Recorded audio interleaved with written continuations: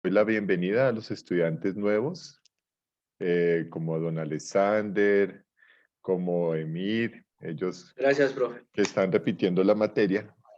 Entonces, para que estén ahí atentos. ¿Quién está repitiendo la materia? ¿Quién? ¿Quién? Tú, ¿Quién? Emir, Y la va a repetir. y la va a volver a Ah, tercería. pues Como te decía en la nacional, la eso, vas a tercería. eso solo lo sabe Dios. Eso solo lo sabe Dios. Dios y el profe. Nos No está confío dando en él. clase. Nos está dando clase. Bueno, listo, muchachos. Entonces hoy vamos a empezar un poco más rápido que ayer. Pues les pido disculpas por todo lo que se presentó. Pero digamos que hoy vamos a tratar de entender más claro la neurona. Nosotros ayer habíamos visto, bueno, voy a tratar aquí. Están viendo el Word, ¿cierto? Entonces nosotros habíamos ayer hablado los postulados de las neuronas. Habíamos hablado del postulado embrionario, del postulado trófico y empezamos a hablar del postulado anatómico. Entonces hablábamos de la anatomía y en la parte anatómica habíamos hablado de que hay diferentes tipos y funciones neuronales. Que obviamente si yo hablara de las células de Purkinje, ustedes tendrían que ubicarlas en el cerebelo. Si yo hablo de las células piramidales en la corteza, si hablo de células falciformes también en la corteza, si yo hablo de neuronas de Marti, bueno, esto otra vez, de ganglionares también estarían en la perdón, estarían en la parte de piel y en la parte sensitiva de la médula. Entonces, digamos que un esquema general de una neurona, ayer lo habíamos dibujado así, muy sencillo, un soma o cuerpo neuronal. Bueno, muchos dibujan la neurona súper fácil.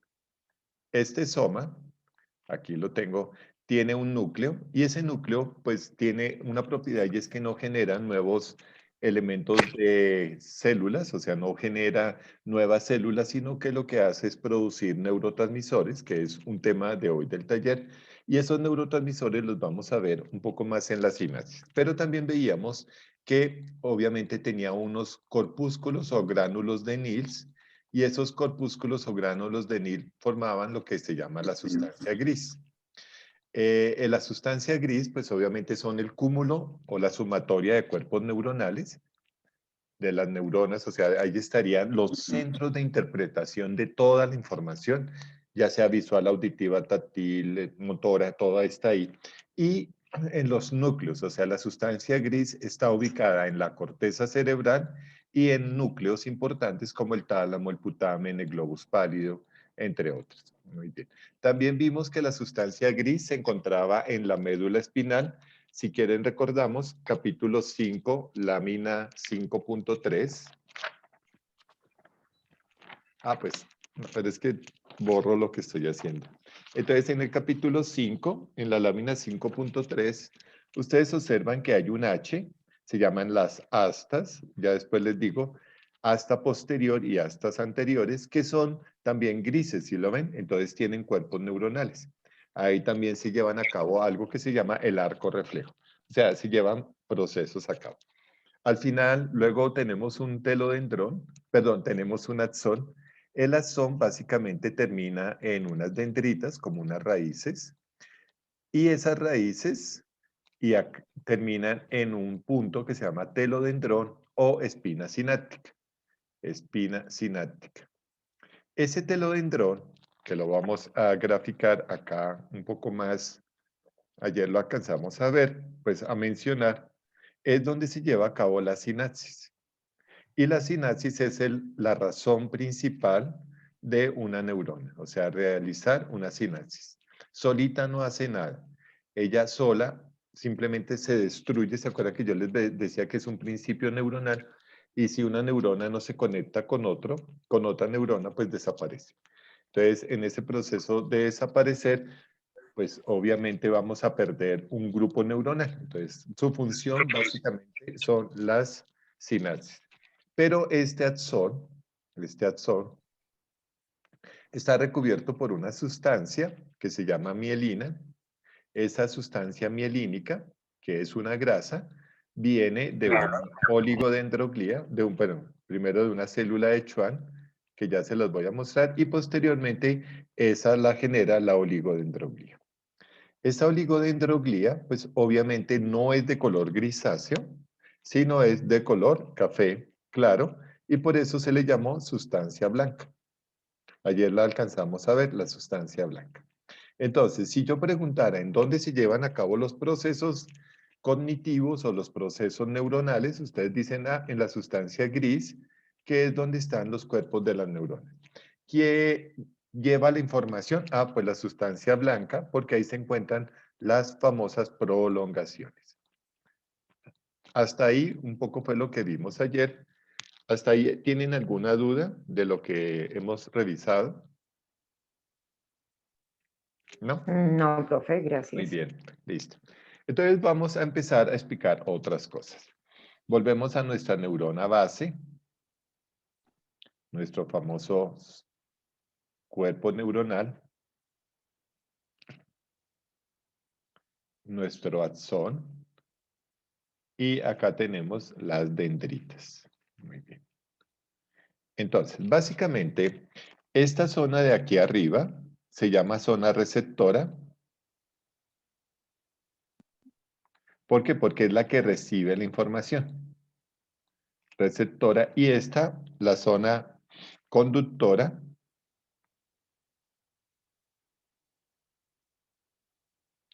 Y muchos llaman esta zona de aquí, donde se hace la sinapsis, efectora. O sea, que realiza una función efectora. Entonces, la información viene en este sentido, llega acá y se proyecta a lo largo del axón, llega a las dendritas y se comunica con otras células. Listo. Entonces, miren lo que yo voy a tratar de mostrarles, muchachos. Digamos, voy a hacer así. Tengo una vía que sube. Una vía sensitiva, ascendente o aferente. Y miren cómo voy a colocar los cuerpos neuronales. Literalmente.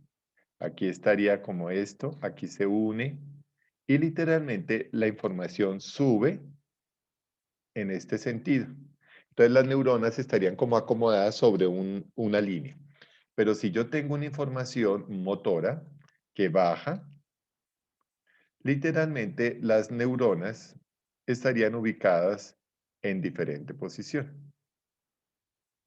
Eso indicaría que la información nunca se cruza. ¿Se acuerdan que ayer lo habíamos comentado? Entonces, nunca se cruza la información. Va en un sentido y el otro pedazo va en el sentido contrario.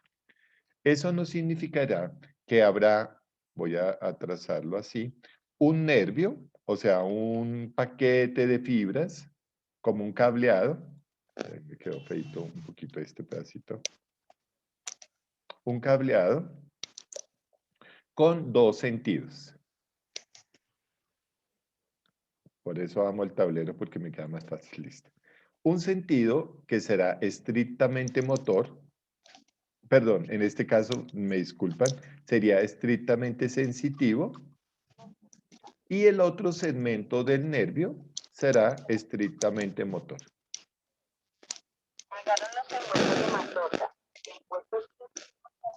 ¿Listo? Muy bien. Entonces, esa información que va en un sentido nunca se va a cruzar con la del otro. Eso es impresionantemente eficaz. Entonces, la información o sube al cerebro o baja del cerebro. La que sube del cerebro, lo vamos a recordar, perdón, la señorita Salcedo Alfaro. La información que señorita Salcedo Alfaro, gracias. La que sube será sensitiva, aferente, ascendente. Toda la información sube y entonces será sensitiva, aferente, ascendente. Y toda la que baja del cerebro, literalmente eso es lo que va a hacer la médula, sube o baja información. Motora. Motora, muy bien. Eferente. Eferente o descendente. Y descendente. Listo. Entonces, ¿sí entendieron, muchachos, que el nervio tiene esas dos propiedades? O sube información o baja información. Pero son como lo que nosotros llamamos viaducto. O sea, que va en un sentido y nadie se mete en contravía. ¿Se acuerdan que ayer decíamos, nadie de las neuronas va a ir en contravía de la dirección que llevan? Todas van para arriba y todas van para abajo, punto, no más. Entonces, en esa relación, pues es muy fácil entender que anatómicamente se presentan unos canales, ya lo voy a explicar un poquito mejor, pero voy a tener que borrar todo esto. Bueno, se van a presentar como unas estructuras que le permiten a la neurona tener como un concepto y ese concepto nos va a permitir establecer la dirección. Lo voy a explicar primero con el esfero y aquí voy a borrar todo. Entonces, miren que el esfero, mírenme todos, por favor. El esfero, pues obviamente es un sólido. Literalmente voy a tener en cuenta que este es el axón de una neurona. Y ese axón tiene una estructura. Se llama estructura interna neuronal. ¿Cuál es esa estructura interna? Entonces, volvemos a hacer nuestra neurona. Aquí voy a tener como un programita que me dijera, ay, ya sabemos. Entonces, esta estructura que es sólida, o sea, este es un axón, tiene microfilamentos, se llaman microtúbulos, neurofilamentos y filamentos de actina. Actina es una palabra que significa movimiento, en teoría. Por eso cuando veamos en músculo, yo voy a decir las fibras de actina y miosina, porque significa que se ejecuta una función.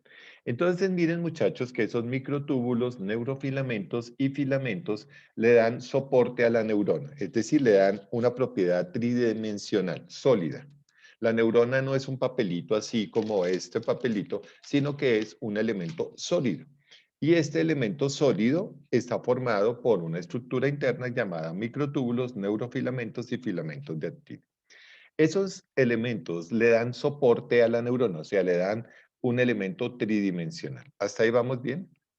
Entonces, esta estructura es tridimensional, pero esa estructura tridimensional tiene una ventaja. Voy a cambiar de color que no me gustó. Tiene una ventaja y es que tiene células encargadas de cuidar esa estructura. La primera células se llaman, bueno, las 4 células se llaman glías. Esas glías, literalmente yo las llamé células nodriza. Nodriza significa cuidador. Entonces, las glías van a cuidar, entre comillas, las neuronas. Es la única célula, la neurona es la única célula que tiene 4 nodrizas, o sea, 4 muchachas del servicio. Toda play. Entonces, como es la célula, no es la célula más compleja, entonces tiene un cuidado especial. Le pasan cosas rarísimas, muchachos. Por ejemplo, la neurona no produce teóricamente elementos de desecho. No produce creatinina, no produce urea, no produce nada. Es limpia. Digamos, es una célula totalmente atípica. ¿Sí me entienden el término atípico? No es frecuente encontrar un grupo celular como las neuronas. Por eso son muy interesantes de estudiar. Las glías, entonces, van a ser la astroglía. Las voy a escribir primero y después las explico. La oligodendroglía, las microglías y hay unas que se llaman células ependimarias. El epi significa como piel, pero en este caso ependimaria significa producción de un líquido. De una vez de pronto lo dejo aquí para que lo entendamos. Líquido cefalorraquídeo. Entonces, ¿qué hace la glía? La astroglía. Entonces, entendieron, muchachos, que el concepto de glía es proteger. Entonces, la astroglía viene del término sol, primero que todo, sol, y le da soporte a las neuronas. ¿Qué significa eso? Bueno, de una vez expliquémoslo. Entonces, miren lo que sucede. Yo tengo unas neuronas, digamos que las voy a hacer tridimensionales como si fueran columnas. Entonces aquí tengo una neurona. Eso es un ejemplo, muchos. No son así, pero digamos que sí son como pirámides, listo. Y entonces aquí tengo otra. Bueno, ahí tiene una malformación, listo. Y aquí tengo otra. Listo. Entonces, la astroglía, mira lo que hace. Ella es un sol, entonces literalmente forma enlaces o vínculos o fija redes para que las neuronas se sostengan entre sí. Son para que formen espacios tridimensionales. Listo. ¿Van comprendiendo eso, muchachos? Entonces, literalmente forma eso, por eso se llama astroglía, porque forma como un sol. Entonces, además de darle soporte, pues obviamente le permite a toda la estructura, pues tener unas condiciones muy especiales. Y es que el cerebro es una estructura como muy sólida. En teoría, cuando uno ve el cerebro humano, uno lo ve como si fuera algo gelatinoso, pero él es una estructura muy sólida. Pues no tan sólida como un hueso, pero sí es bastante interesante. Entonces, la astroglía forma ese tipo de enlace. La oligodendroglía tiene una propiedad. Bueno, lo habíamos comentado que viene del término oligo, que significa aceite o grasa, por eso hay un aceite que se llama oleocali, y ella produce una grasa que se llama mielina, pero produce otro tipo de lípidos que llenan espacios vacíos formando un elemento sólido. Un elemento sólido. Entonces, eso va rellenando los espacios y al rellenar los espacios, pues le da como si fueran los muros de una pared, le da estructura sólida al tejido. Muy bien, listo. Luego tenemos la microglía, la voy a pintar en azulito. La célula más pequeña es tan capaz de pasar por dentro de toda la estructura, o sea, limpia, como si fuera, pues por eso se llama nodriza, porque la cuida y va limpiando todas las neuronas. Literalmente las neuronas no deben estar siendo atacadas por nada, ni por virus, bacterias, hongo, porque sería una enfermedad. Y como yo lo dije, tienen producción limpia, o sea, es muy poco el trabajo de la microglía, pero cuando hay casos de infección, la microglía la limpia.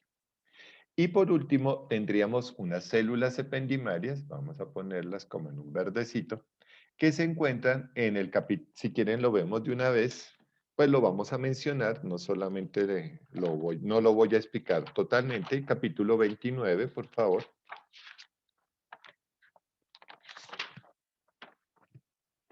En el capítulo 29 tenemos el líquido cefalorraquídeo. Y observan ustedes la lámina 29.1.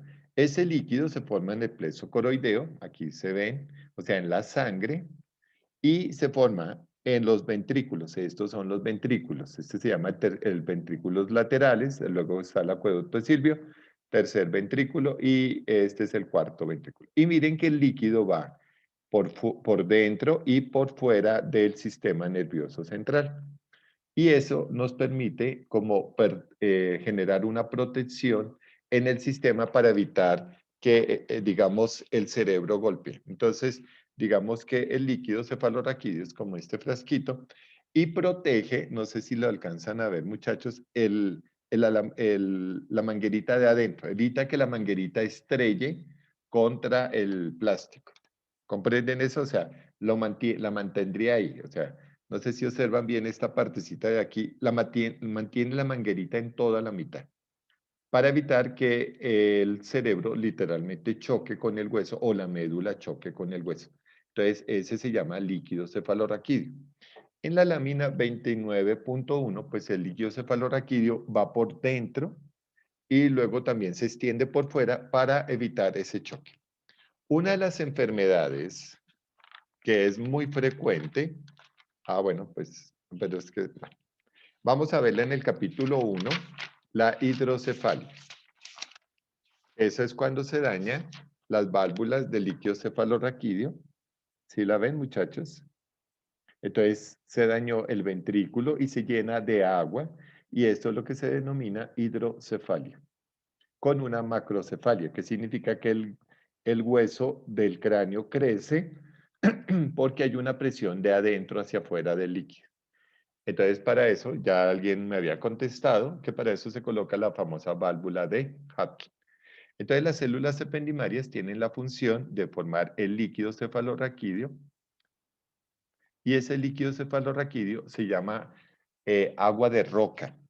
¿Por qué se llama agua de roca? Porque tiene sales, no tiene nada extraño, es decir, es totalmente incoloro, insaboro, inoloro, mejor dicho, es agua, literalmente agua, bueno, con un poquito más de densidad, pero literalmente es totalmente transparente. Por eso cuando tengo una enfermedad tipo encefalitis o tengo una meningitis o tengo un tumorcito por ahí, él recoge esa información y cuando yo hago punción lumbar, o sea, saco el líquido, que eso lo vamos a ver, cuando sacamos el líquido y lo mandamos a patología, me aparecen elementos infecciosos en el líquido.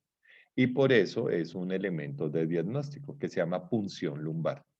En el mismo lugar donde se coloca la raquia, que es en L3. Muy bien. Hasta ahí entendemos las glías. ¿Sí me entendieron las glías, muchachos?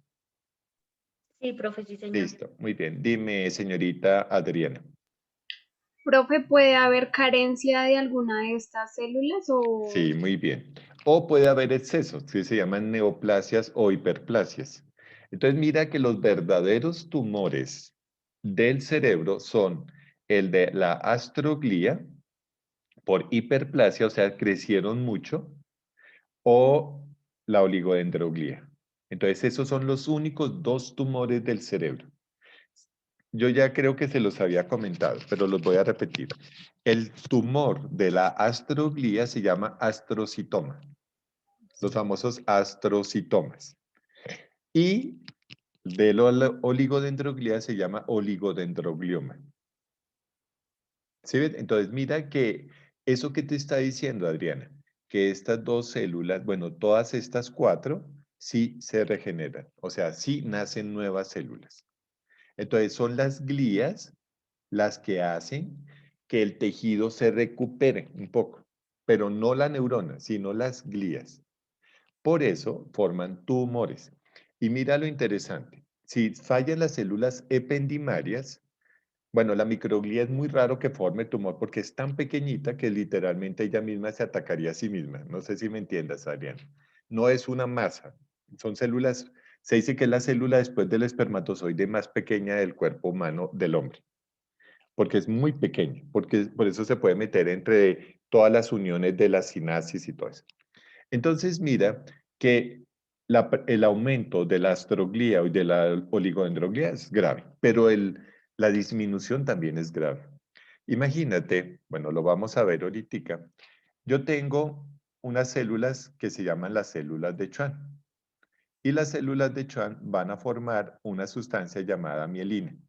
Y la mielina lo que nos hace es formar un sistema de aislante para que el impulso nervioso vaya más rápido. Todavía no lo he explicado, pero si no hay oligodendroglía, no hay células de Schwann. Al no haber células de Schwann, no hay mielina. Y al no haber mielina, no hay impulso nervioso. ¿Comprendes? O sea, las glías son terriblemente importantes en el sistema. Mucho genera tumor y poquito genera unos daños impresionantes. Si hay poquitas astroglías, literalmente las neuronas se caen.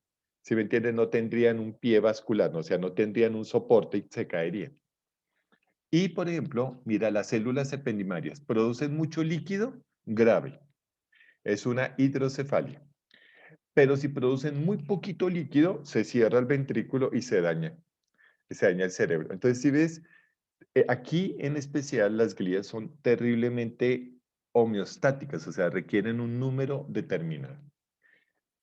Ah, bueno, no te dije algo que me disculpas. Cuando hay disminución de la oligodendroglía que no forma las vainas de mielina, se llama enfermedad desmielinizante, o sea, que se ha perdido la mielina. ¿Por qué se pierde la mielina? Porque no hay células de Schwann. ¿Y por qué no hay células de Schwann? Porque no hay oligodendroglía. Y la enfermedad desmielinizante literalmente te deja postrada en cama. Eso se llama una distrofia muscular, o sea, el impulso no llegó al músculo, el músculo se murió, se atrofia, se llama así, se atrofia, y tú literalmente quedas postrada en cama.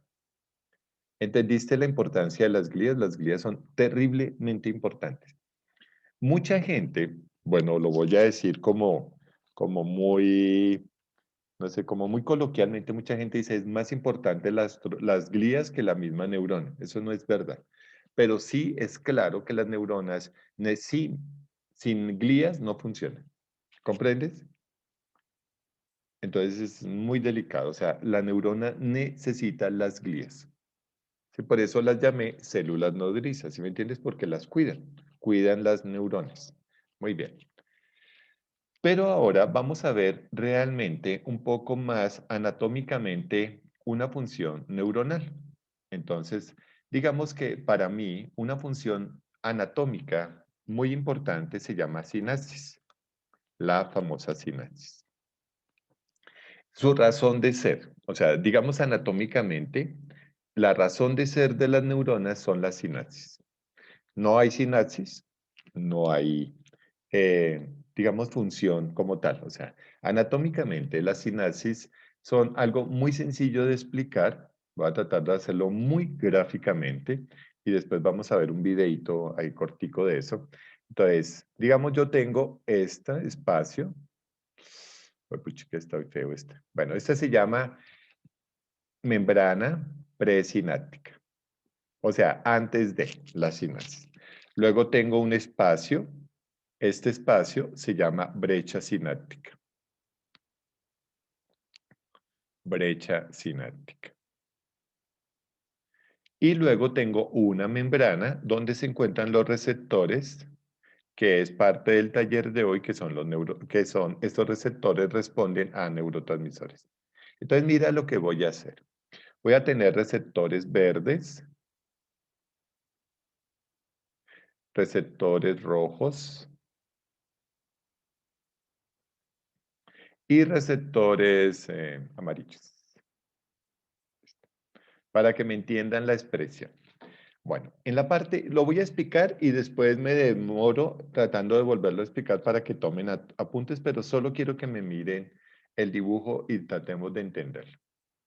Listo. Entonces, viene la información bajando. ¡Fua! Viene del axón, todavía no hemos visto cómo se produce, pero viene del axón, entra a la dendrita, llega al botón sináptico y llega a este punto. En este punto yo tengo unas vesículas. Vesículas significa almacenamiento. O sea, ahí almacenan cosas. Bueno, en este caso, pues lo que van a almacenar es una sustancia. Tengo unas mitocondrias que son las encargadas de producir energía.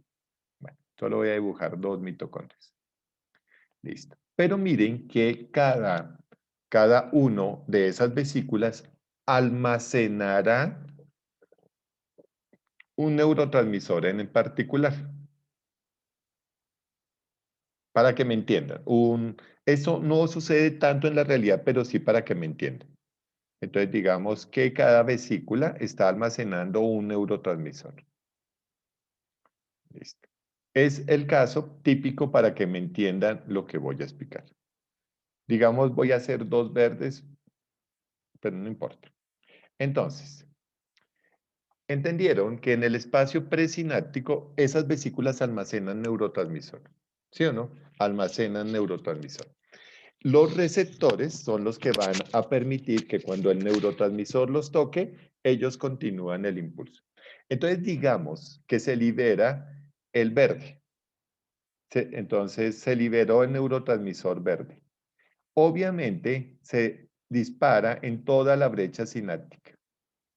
Cuando toca estos receptores, se continúa el impulso nervioso. Punto. Eso es todo. Facilísimo. O sea, la sinapsis es así. Viene el impulso, la vesícula baja hasta la membrana, libera el neurotransmisor sale y toca el receptor adecuado. Adecuado. Si, digamos, a ver si me entienden este concepto, se liberó este neurotransmisor. ¿Hay receptores para el negro? Por lo tanto, ahí bloqueó el impulso y no continúa el impulso.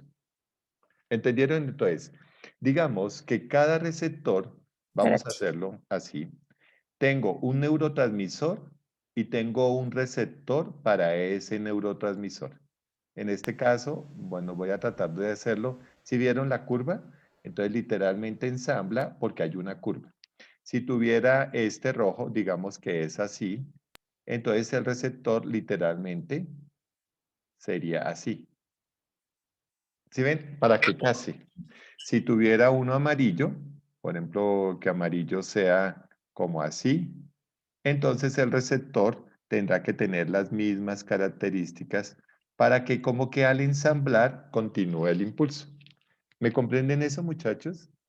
Entonces habrán receptores para cada tipo de neurotransmisor. Entonces, un ejemplo, la acetilcolina. Entonces, la acetilcolina en el taller se van a dar cuenta que produce el impulso motor. Entonces, habrá un receptor para acetilcolina, punto. Habrá un receptor para dopamina, un receptor para serotonina, un receptor para norepinefrina, un receptor para los opiáceos. ¿Comprenden? O sea, cada receptor responde al neurotransmisor. Si, por ejemplo, vamos a crear tengo esta figura.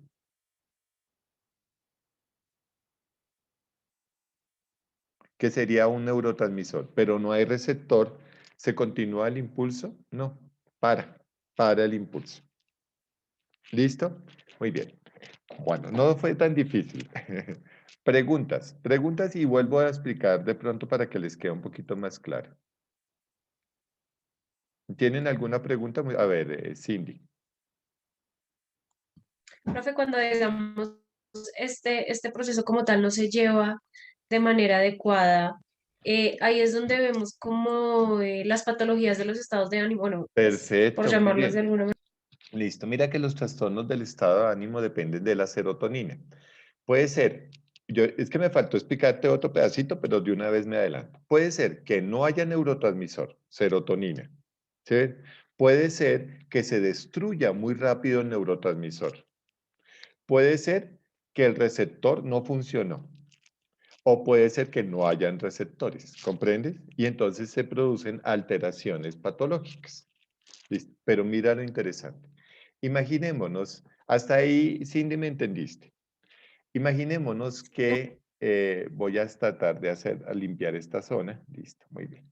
Entonces, hasta ahí ya sabemos que cada neurotransmisor se libera en la brecha sináptica y esa brecha sináptica permite que el neurotransmisor fluya hacia el receptor. Esto tiene 1 por 10 a la menos 9 milímetros. O sea, la brecha sináptica es infinitamente pequeña, es muy pequeña. O sea, no es una distancia así, sino mínima. Es 1 por 10 a las 9 micras. Eso no es nada. ¿Sí me comprenden? O sea, la unión entre dos neuronas es muy, muy pequeña. La brecha es muy pequeña, pero lo curioso es que no se tocan. Dos neuronas nunca se tocan. Son totalmente apáticas a tocarse. Por eso hay un espacio mínimo, muy pequeñito en la brecha, pero hay un espacio. ¿Comprenden eso? Que es lo bonito. O sea, nunca se tocan físicamente. Cuando yo hago el corte de la disección y la llevo a microtomía, yo veo que las brechas son infinitamente pequeñas. Bueno, no son infinitamente pequeñas, son muy pequeñas. 1 por 10 a la menos 9 micras. Eso no es nada. Literalmente es una décima de un cabello, del diámetro de un cabello, la décima de un cabello, una décima, es muy pequeño. A veces es una millonésima, bueno, digámoslo así. Pero quiero que entendamos lo siguiente. Viene el estímulo, se libera el neurotransmisor. Bueno, aquí me cometí un error. Se libera el neurotransmisor. Y el neurotransmisor llegó a la brecha sináptica y los receptores empiezan a disparar y empiezan a disparar y empiezan a disparar. ¿Qué pasaría? Pensemos un momentico, ¿qué pasaría si el neurotransmisor permanece todo el tiempo? Entonces literalmente haría esto. ¿Sí me comprenden? Estaría mandando la información y esa sería como una epilepsia. Listo. Debe haber un mecanismo que coja el receptor, el neurotransmisor y lo quite. ¿Sí me entienden? O sea, viene, no sé si lo voy a hacer en muy cámara lenta, en muy cámara lenta. Este es el receptor, mi dedo es el neurotransmisor, viene, lo toca y desaparece. ¿Sí me entendieron? Viene, El neurotransmisor es todo este espacio de la brecha sináptica, viene, lo toca, sigue el impulso y ¡fum!, lo quita. Pero para quitarlo necesitamos una enzima. Esa es una famosa enzima que se llama MAO. Te la voy a decir, en las siglas y luego la digo en el nombre completo. MAO.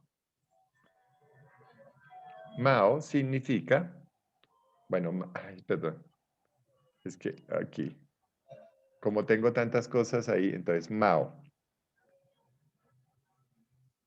Bueno, se escribe en mayúscula, MAO. MAO. Y en el nombre químico es monoaminoxidasa. Es la monoaminoxidasa. Por eso se llama MAO. Entonces, ¿qué hace MAO?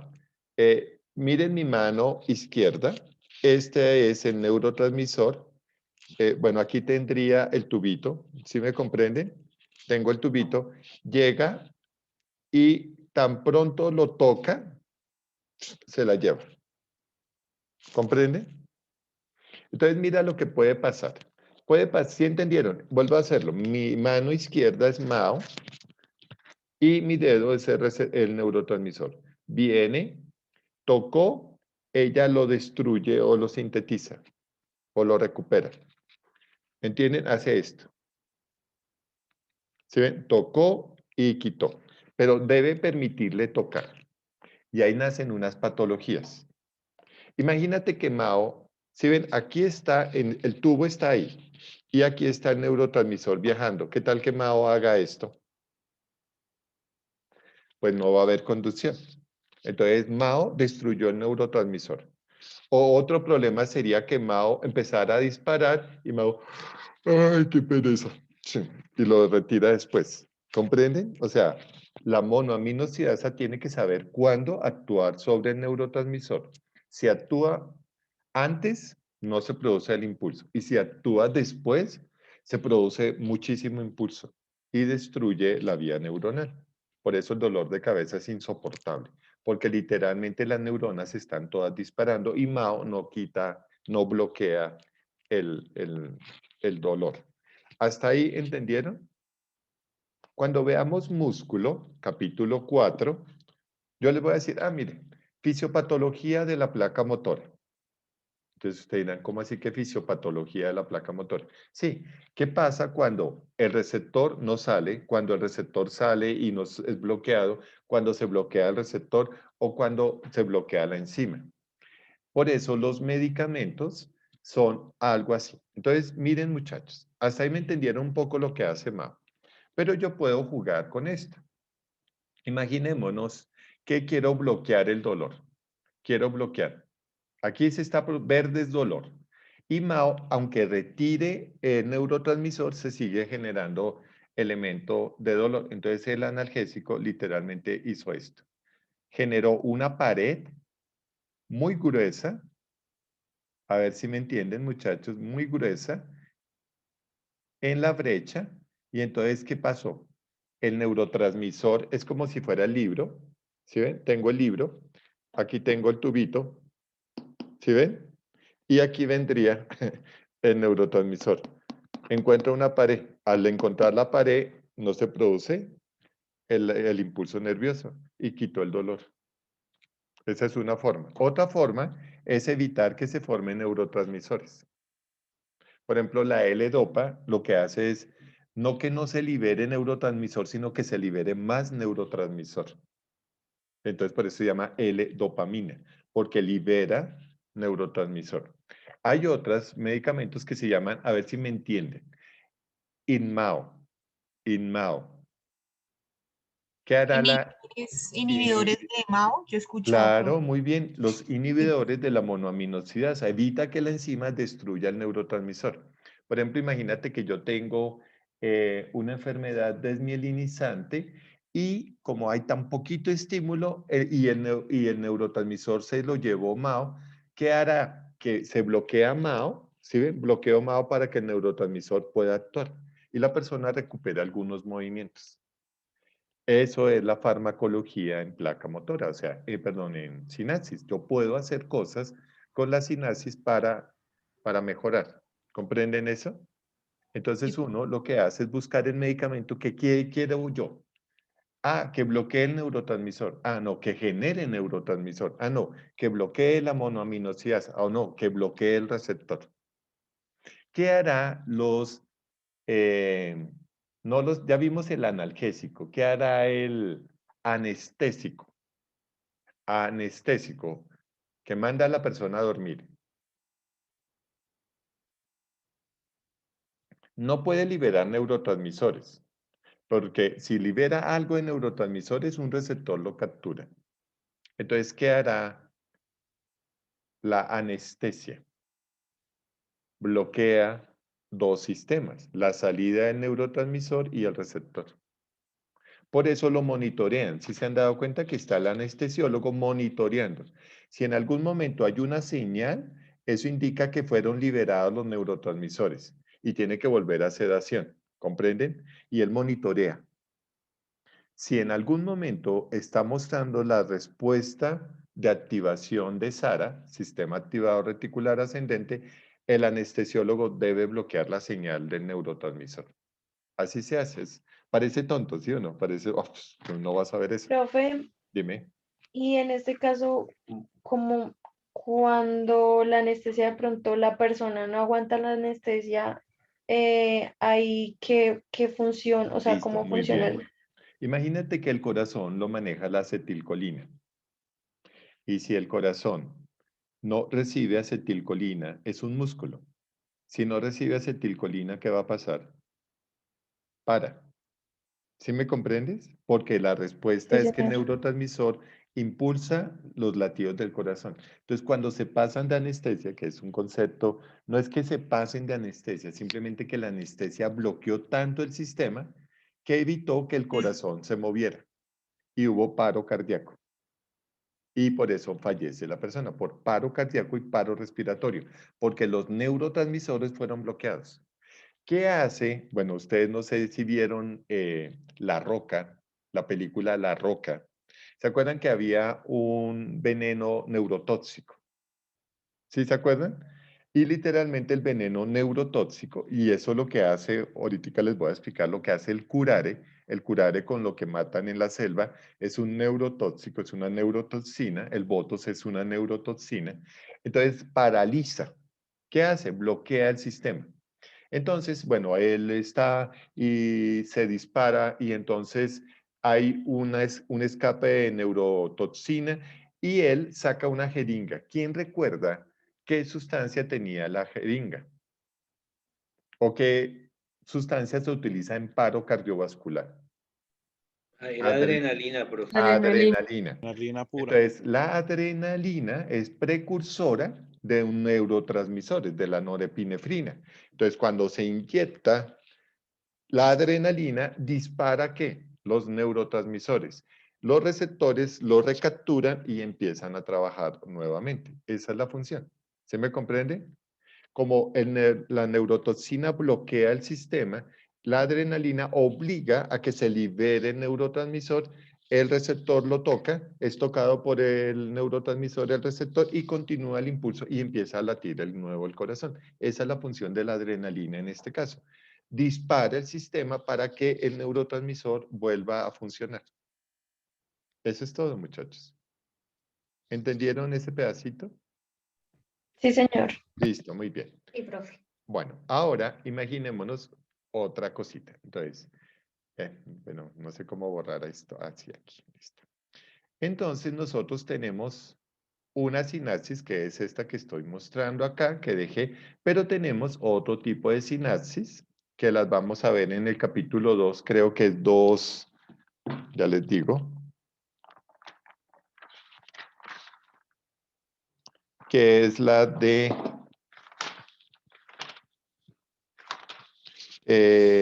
no, perdón, en el capítulo 2, sí, 2.11, que es la del músculo.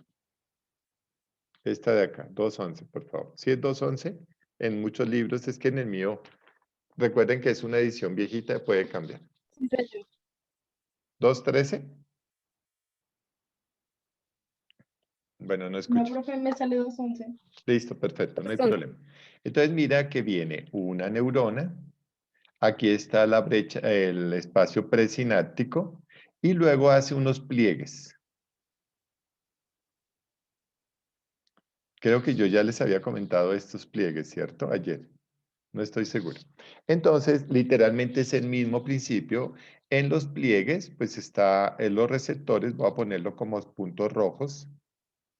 ¿Sí ven? Están los receptores a lo largo de todos los pliegues.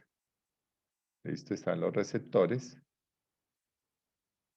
Y acá tengo vesículas cargadas con neurotransmisor rojo. Recuerden que está por todo lado, pues para no hacerlo como... Entonces, ese tipo de sinapsis se llama asimétrica. La membrana postsináptica es mucho más grande, muchísimo más grande. Pero ¿para qué es esa función? Imaginémonos, muchachos, que acá hay, bueno, es que no tengo, así hay como este amarillito. Hay fibras musculares unidas a esta placa motora, así se llama placa motora. Listo. Entonces, la fibra muscular literalmente debe contraerse al mismo tiempo toda la fibra. Esa sinapsis permite que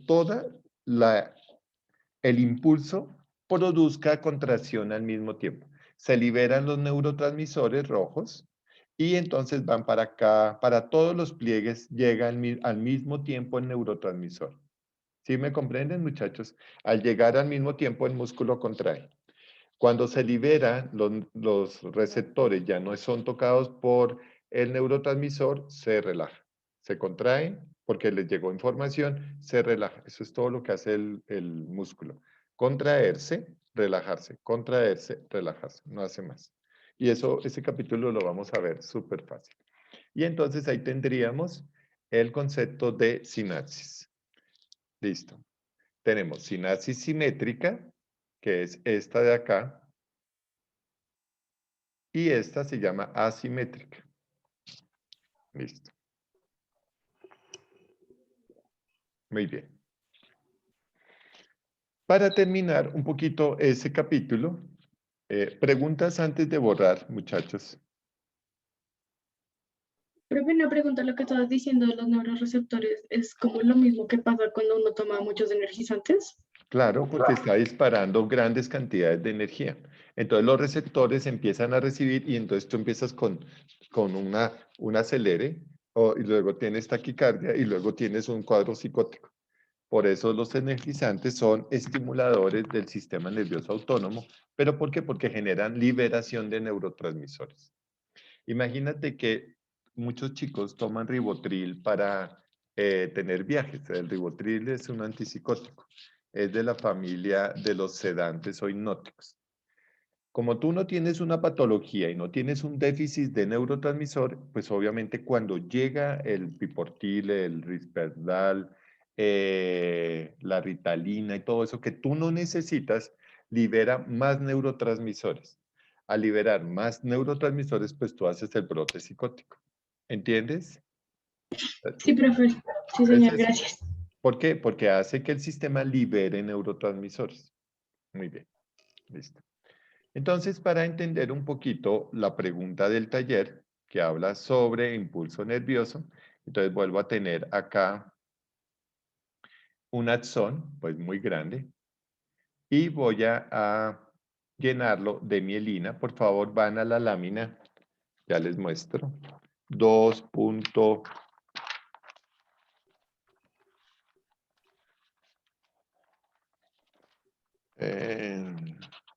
2.24, que es esta de acá. ¿Sí la ven, muchachos? Entonces, listo. Ahí van a ubicar un axón que está en negro, unas células de Schwann y una vaina de mielina. Bueno, aquí no sé si lo puede hacer así. Ah, bueno, borré todo el pedacito.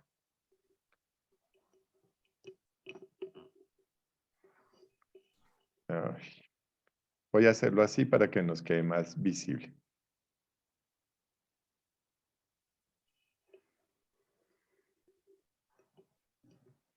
Por eso amo el tablero, porque en el tablero no me hubiera demorado tanto.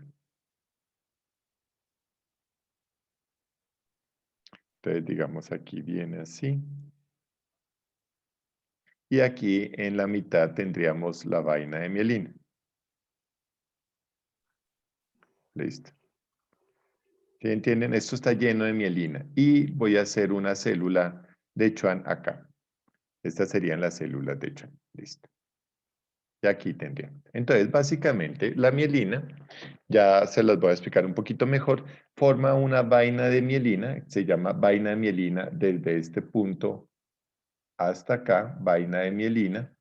Esa vaina de mielina, pues obviamente nos va a permitir que como que genere un aislante, y ese aislante, pues obviamente hace que el impulso nervioso sea mucho más rápido. Listo. Pero observen ustedes que queda un espacio, lo voy a pintar en azul. En ese espacio sí realmente se produce el impulso nervioso. Entonces, en los espacios azules, que serían estos, entonces se va a producir el impulso nervioso. Y por eso el impulso nervioso se llama saltatorio. Para que vean ese elemento saltatorio, vamos a ir a la lámina 3.9, que es cuando salta el sodio. 3.9. ¿Listo? Entonces, ¿sí vieron, muchachos? ¿Sí ubicaron esa lámina? Entonces, si observan cómo el sodio va saltando de nodo en nodo. Literalmente no es el sodio el que salta, es un electrón. Pero entonces este elemento se llama saltatorio. Entonces, miren lo que va a suceder. Voy a hacer una neurona sin mielina, un axón sin mielina, perdón. Y entonces, donde toque, voy a perder un punto. Entonces, aquí tengo 10. Si toqué acá, ya tengo 9.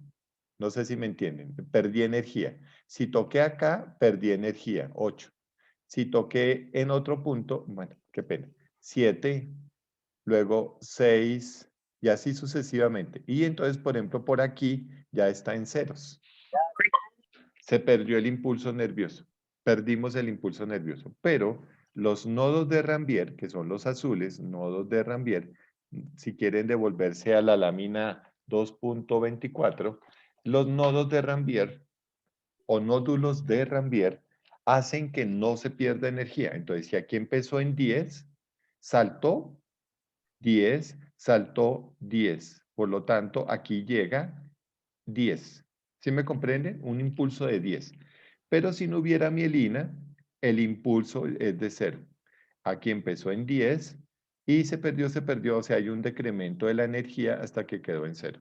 Mientras que las vainas de mielina se generan un aislante y ese aislante hace que todo vaya más rápido. Se dice que una neurona tiene una velocidad aproximada de 60 metros sobre segundo gracias a la mielina. Sobre segundo. Entonces, en una persona que mida 2 metros de altura, el impulso nervioso recorrerá 30 veces el cuerpo humano en un segundo. La velocidad es impresionante. ¿Sí me comprenden? O sea, la velocidad del impulso nervioso es tan alta que literalmente yo no estoy pensando en lo que voy a decir, pues ya lo estoy pensando y lo estoy ejecutando por la velocidad tan alta de respuesta neuronal. En un paciente con enfermedades desmielinizantes, casi que se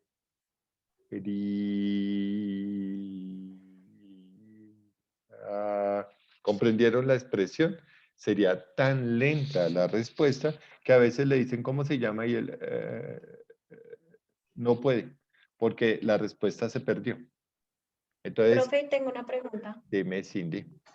¿Pero solo sería de vocabulario o No, también en la no, parte motora, la parte sensitiva, todo? lo Ah, ok. chuzaron y no sintió.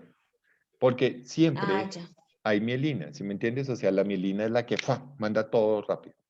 Ustedes han notado, muchachos, bueno, no me puedo demorar mucho. Va a salirme de acá un segundito.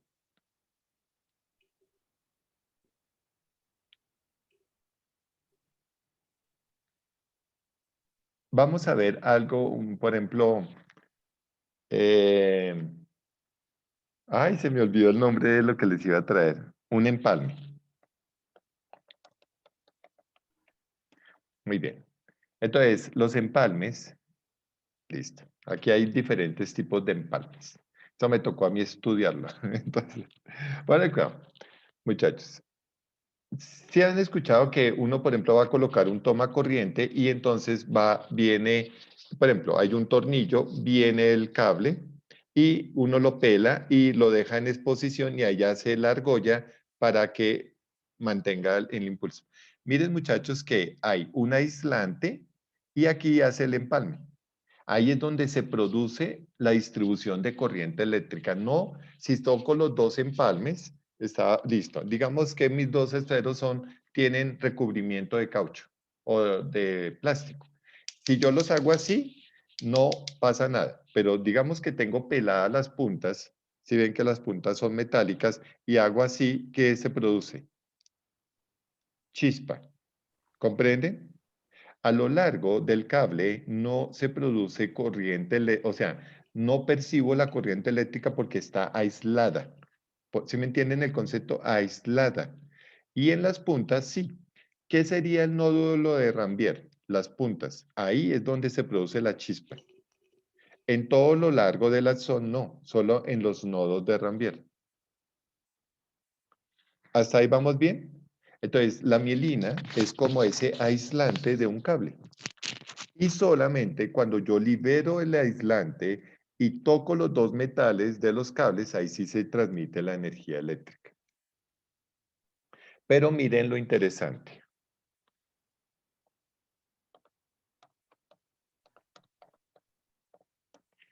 Las líneas de alta tensión, ustedes dirán, ay, pero yo estoy hablando para que me habla de esto. Imagínense, muchachos, que no sé si ustedes sepan que las líneas de alta tensión no pueden tener aislantes. La cantidad que llevan son de aproximadamente 5.000 voltios. Si yo tengo un aislante tipo plástico, lo fundiría solo por el paso. Entonces, mira lo que pasa. Acá, en esta torre, yo mandé 80.000 voltios. Y ustedes dicen, uy, ¿tantos voltios? Sí, porque al final de la serie, digamos por allá, ya se han perdido 15.000 voltios, o sea, llegan 65.000 voltios. Ese sería el principio de una enfermedad desmielinizante. Por eso, cuando ustedes pasan por torres de alta tensión, se escucha un zumbido. Zzzz, zzzz, que significa que se está perdiendo corriente eléctrica. ¿Hasta ahí me entienden? Pero en un circuito de casa donde yo puedo manejar aislantes, no se pierde corriente. Entonces entra a la caja de fusibles, entran 120, perdón, y a mi toma de la luz del computador llegan 120. ¿Sí me entienden? Porque son aislantes.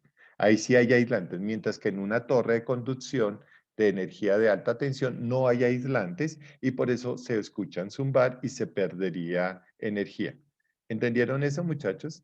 Entonces, la torre de alta tensión sería una enfermedad desmielinizante, mientras que el concepto de un cableado interno de casa sería una neurona con aislante, o sea, no se pierde energía. ¿O no fui muy claro en este concepto? Sí, profe. Listo, fácil, ¿sí o no? Entonces, como la energía no se puede perder, pues se forma un aislante llamada mielina. Eso es todo. Muy bien, muchachos. Pero para finalizar, quiero mostrarles en la lámina 20.4, perdón, 2.4, Esta es una lámina esta es la célula de Schwann. Yo había pintado una célula de Schwann. Entonces, bueno, voy a hacer. Este es el axón. Y miren que la mielina, para eso tengo el papelito, la mielina va envolviendo el axón. Listo, ahí me queda fácil. ¿Sí ven? Va envolviendo el axón. Acá estaría la célula de Schwann. ¿Sí la ven? Acá dibujé una célula de Schwann, que fue la que enrolló la lámina de mielina. ¿Qué quedaron libres? este pedacito y este pedacito. ¿Eso cómo se llamaría? Nodos de Rambier. Entonces el impulso hace esto, salta. ¿Entendieron? No se devuelve por la dirección, magnitud y sentido. Va en este sentido, entonces salta. Si fuera en el sentido contrario, hacia allá, entonces va de izquierda a derecha. Pero si va hacia el cerebro, es decir, un ejemplo, iría de derecha a izquierda. Por eso nunca se cruzan las vías. ¿Comprendieron eso, muchachos? Y literalmente el frasquito es un axón. ¿Qué hacen los axones? Pues llevan información. Eso es todo, muchachos. ¿Preguntas? Listo. Entonces, el taller es muy sencillo, muchachos. Listo. Voy a explicarlo. En el capítulo 3 hablan brevemente del impulso nervioso. Entonces, ustedes me van a describir qué es el impulso nervioso. Entonces, el impulso nervioso es la entrada de sodio potasio. Lo que puedan entender. No me preocupa que no lo entiendan perfectamente porque mañana gastaré unos 15 minutos volviéndolo a explicar. Y la segunda pregunta nos habla acerca de los neurotransmisores. Entonces usted me dice, profe, hacen una tablita y dicen neurotransmisores. Solo los consiguen por internet, re fácil. Hay en mi libro, el capítulo 15, mi libro tiene un capítulo especial, que es el capítulo 15, que se llama neurotransmisores. ¿Sí ven? Mi libro. Es que este fue hecho solamente para Orlando Páez. No mentiras, en esta edición. Entonces, si ven, capítulo 15 dice neurotransmisores. En el libro nuevo, no estoy seguro si en el capítulo 3 están neurotransmisores, en la última edición, en el naranja. ¿No? Yo tengo la cuarta edición y no lo veo. Y en la cuarta edición hay un capítulo solo de neurotransmisores, búscala. No, profe, no, señor. Eso estoy buscando y no. Busca en el índice neurotransmisores. Profe, en la tercera tampoco está. Bueno, busquen en sus índices neurotransmisores. No. No, profe, en el mío no está. ¿En el tuyo no está? ¿Se No lo está. robaron? No. Profe, en el capítulo 3 aparece lo de neurotransmisores. Perfecto, en el capítulo 3 sí están neurotransmisores en algunas ediciones. Por favor, vayan a su capítulo 3. En las últimas ediciones debe estar neurotransmisores, que está GABA, acetilcolina, dopamina, norepinefrinas. Sí, profe. ¿Listo? Entonces, en el capítulo 3 está impulso nervioso y se encuentran neurotransmisores. Los que tengan la segunda y primera edición, hay un solo capítulo de neurotransmisores, que es el capítulo 15. ¿Listo?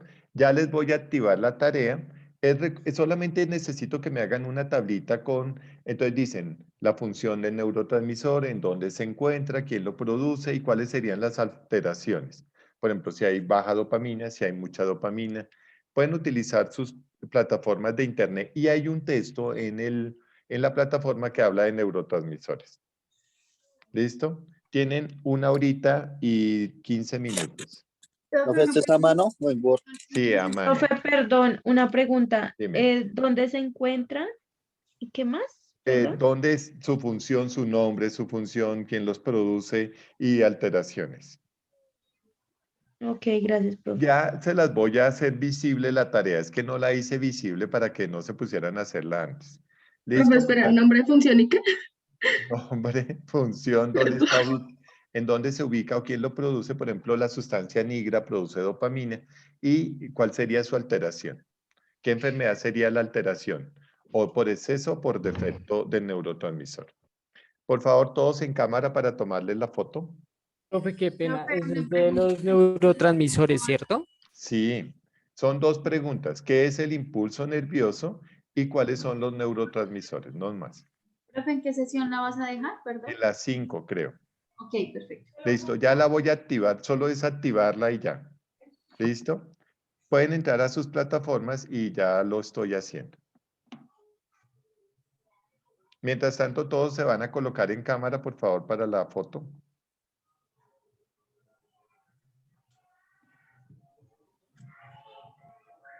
¿Listo? Laura Ramírez. Gustavo, Mauricio.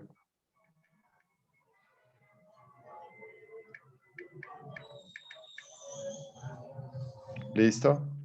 Muy bien. Por favor, revisen su unidad número 5. Sí. ¿Ya aparece? No, profe, no, señor. Ya miramos a ver qué pasó.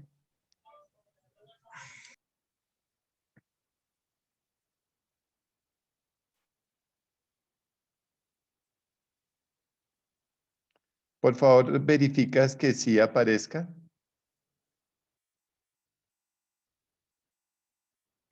Ahora sí, profe. Listo. Pues a mí no me sale todavía. No. Sí, hay que actualizar y ya nos aparece. Inclusive, si se Ya, dan profe. cuenta, hay neurotransmisores en la sección Ahora sí, 4. gracias. ¿Sí? Profe, una pregunta. Señora. Cuando dice una tabla, ¿es como hacer un cuadro explicando? Sí, cómo? claro, pues sí. O sea, dicen función, nombre, patologías y ubicación de los neurotransmisores. Y me explican brevemente el impulso nervioso. ¿Listo? Toman la foto y me lo colocan en Word, por favor. ¿Listo? Para mañana, entonces, voy a ver el impulso nervioso y de una vez voy a ver 2 capítulos que son el capítulo, no, voy a ver médula espinal, capítulos 5, 7 y 8 y 9. Bueno, mañana son varios capítulos porque mañana vamos a empezar con médula espinal. Capítulos 5, 7, 8 y 9. Aunque la médula espinal es fácil, tienes muchas enfermedades. La parte fisiopatológica medular es un poco compleja. ¿Listo, muchachos? El parcial será el jueves. ¿Estamos a martes? Sí, el jueves. Profe, pregunta, ¿el trabajo es escrito a mano? Sí, todos los Ah. trabajos conmigo son escritos a mano. Por lo menos ahí sé que gastaste esfero. Si alguien necesita esfero, pues ya aquí tengo uno. Bueno, profe, gracias. Listo. Bueno, entonces empiecen a trabajar, muchachos.